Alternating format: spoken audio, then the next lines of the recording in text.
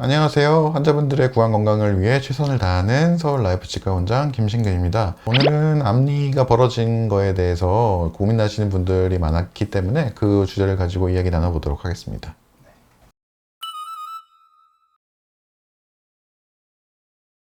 앞니가 벌어지는 원인은 여러 가지가 있을 수 있겠는데요. 기본적으로는 이제 유전적으로 앞니가 원래 벌어져 있는 경우도 있을 수가 있겠고요. 무는 위치라든가 힘이 바뀌다 보니까 앞니에 가해지는 압력이 세져서 앞니가 벌어지는 경우도 있을 수가 있겠고, 또는 외상으로 인해서 벌어지는 경우도 있을 수가 있겠습니다. 교정을 하고 나서 앞니를 모아놨는데 시간이 지나면서 원래 위치로 돌아가려는 성향 때문에 다시 앞니가 벌어지게 되는 경우도 있습니다.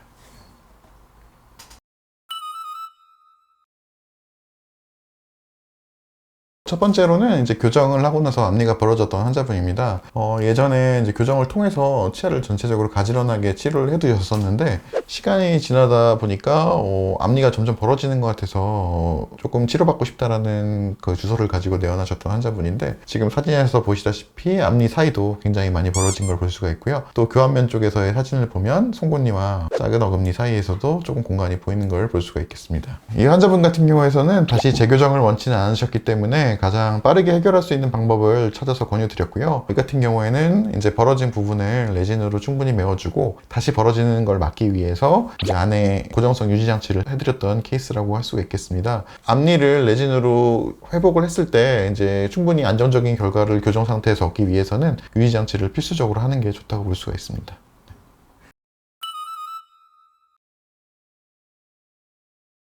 교정을 마친 후에 입안에 붙여놓은 철사, 흔히 이제 고정성 유지 장치를 어느 기간 정도 유지해야 되는지를 물어보시는 분들이 많은데요. 학문적으로 봤을 때는 교정 기간만큼 유지를 해야 됩니다. 이제 2년 하신 분은 2년, 3년 하신 분은 3년 정도를 권유드리는데, 그거는 어디까지나 이제 학문적으로는 그렇고요. 실제로는 그 기간이 지나고 나서도 유지 장치를 뺐을 때 치아가 틀어지게 되는 경우가 워낙 많기 때문에, 특별히 먼저 떨어지게 되거나 많이 유지하고 있는 것이 입안이 발음이라도 이런 거에 방해를 받지 않는 한은 계속해서 유지해 주시는 게 도움이 된다고 할 수가 있겠습니다. 사진을 보시면 이제 가장 많이 벌어졌던 부분, 앞니 부분을 레진으로 수복해 준 경우라고 할 수 있겠고요. 그 다음에 오른쪽은 작은 어금니 사이라서 별로 크게 신경 쓰지 않으셨는데, 오른쪽은 송곳니와 작은 어금니 옆에 부분이 많이 틀어져 있었기 때문에 여기 또한 레진으로 수복해 준 케이스라고 할 수가 있겠습니다.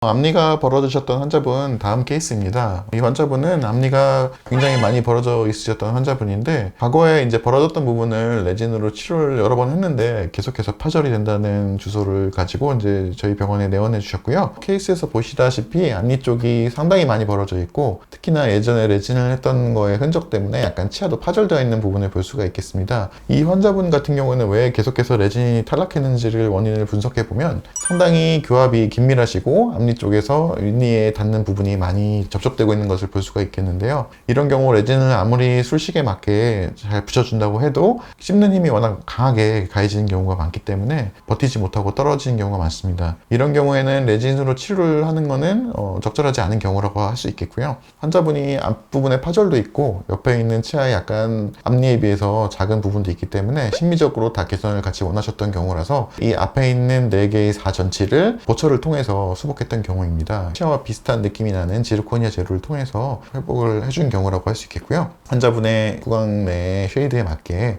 보철적으로 수복했던 케이스입니다.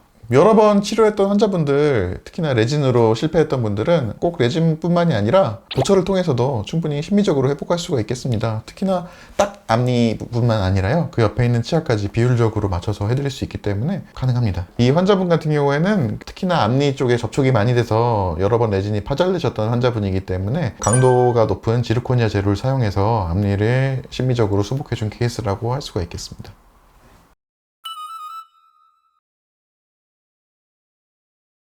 앞니 벌어짐을 치료한 그 다음 케이스입니다. 전반적으로 앞니뿐만이 아니라 치아 사이가 굉장히 많이 벌어졌고, 치아 관리가 좀 안 되시다 보니까 치주염이 심해서 치아가 약간 전체적으로 동요도가 있어가지고 물리는 높이가 많이 무너진 환자분이라고 할 수가 있겠습니다. 이런 환자분 같은 경우에는 앞니 벌어진 거를 뭐 레진으로 붙인다 또는 보철적으로 수복한다고 해서 근본적으로 원인이 해결되지 않는 한 다시 벌어지거나 제로가 파절되기 때문에 전체적인 계획을 가지고 치료에 임해야 됩니다. 그래서 우선 이렇게 무너져 있는 교합을 회복시켜주고 치주 치료를 통해서 흔들림을 잡아주고, 그리고 전체적으로 보철을 통해서 물리는 것을 상향해주는 필요가 있겠고요. 그런 과정을 통해서 충분히 쉬는 높이를 확보해주고 앞니의 벌어짐을 교정적으로 완전히 잘 닫힐 수 있도록 모아준 케이스입니다. 지금도 벌써 몇 년째 저희 병원에 팔로업 체크하고 있는데 잘 유지되고 있는 환자분이고요. 단순히 앞니만 모아주는 것이 아니라 전체적으로 치료를 접근하는 것이 중요한 케이스였다고 볼 수가 있겠습니다. 이 환자분 같은 경우에는 앞니 벌어진 것만 단순하게 해결해서는 다시 재발되기 때문에